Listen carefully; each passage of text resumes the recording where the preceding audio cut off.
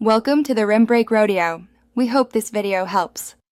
You start by turning on Windows Subsystem for Linux and the virtual machine platform. This is the only supported bridge for native Linux commands. Once done, install a distro. Ubuntu is simplest. You can run WSL install in an elevated PowerShell to automate it. Make a user and run the package manager to update and upgrade so commands behave predictably. I explain why. WSL provides the Linux kernel and environment, so commands execute natively rather than emulated, giving correct behavior and performance. Now you use WSL to invoke Linux tools directly from PowerShell. For one-shot tasks, run WSL lsla or WSL grep pattern file. For a full environment, run WSL d Ubuntu to drop into Bash.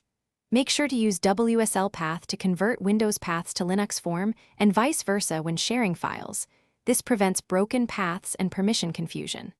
Also, install packages inside the distro when required because PowerShell alone won't manage apt packages.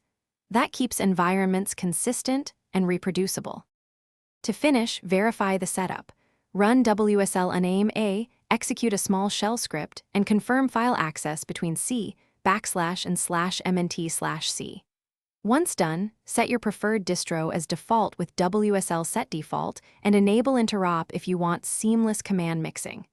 If something goes wrong, restart the subsystem.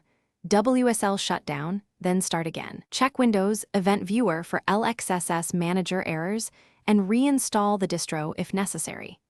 This tip resolves most permission and startup issues quickly. Thanks for watching. Consider subscribing if we helped you.